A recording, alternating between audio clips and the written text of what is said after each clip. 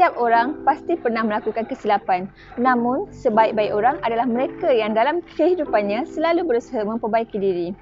Assalamualaikum warahmatullahi wabarakatuh dan salam sejahtera. Saya Siti Syaridah binti Sahad bertugas sebagai pembantu anti dadah di Agensi Anti Dadah Kebangsaan Daerah Segamat.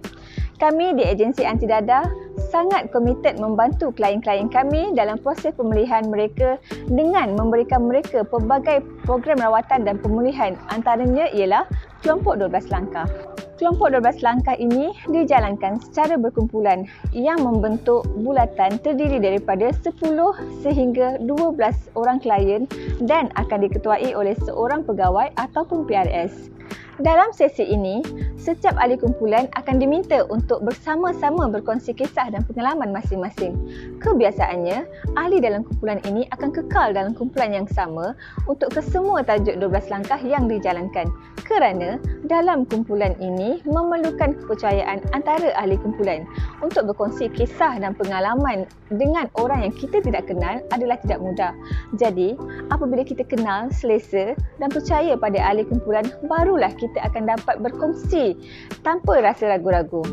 Baiklah, pada hari ini saya ingin berkongsi dengan anda semua mengenai salah satu tajuk di bawah modul kelompok 12 langkah, iaitu penerimaan. Penerimaan adalah merupakan langkah pertama dalam kepulihan dadah. Kenapa penerimaan ini adalah penting dan dikira sebagai langkah pertama dalam kepulihan dadah? Ianya adalah kerana apabila kita belajar menerima kesalahan diri kita, barulah kita akan mencari jalan untuk memperbetulkan kesalahan kita. Di dalam sesi penerimaan ini, ahli kumpulan dalam kelompok 12 langkah akan diterangkan mengenai kemampuan kita sebagai manusia yang mempunyai batasan dan akan diajar untuk menerima bahawa dadah mempunyai kuasa ke atas diri kita. Penolakan untuk menerima bahawa dadah mempunyai kuasa yang boleh mempengaruhi kita akan menjadi masalah untuk klien kekal abstinen.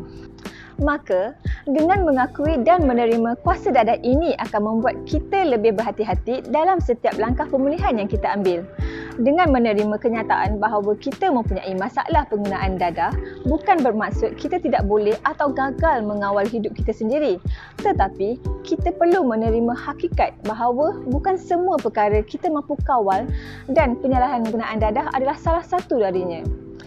Jika kita masih terus-menerus memaksa diri kita bergelut untuk cuba mengawal ketagihan itu, ia akan terus mengawal hidup kita. Keadaan ini kita panggil paradoks dalam proses kepulihan. Sebenarnya, orang yang tidak menentang kenyataan bahawa mereka mempunyai masalah penyalahgunaan dadah dan ketagihan dadah adalah mereka orang yang akhirnya berjaya pulih dalam proses pemulihan. Kerana satu cara untuk menang dalam peperangan melawan ketagihan dadah adalah dengan mengalah. Mengalah yang bagaimana yang saya maksudkan? Mengalah dengan mengakui serta menerima bahawa dadah mempunyai kuasa dan menerima hakikat bahawa diri kita telah melakukan kesilapan.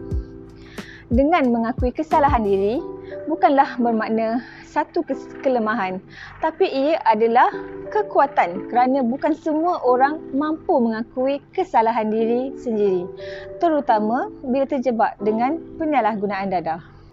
Akhir kata dari saya, kita harus belajar untuk menerima kesalahan diri kita.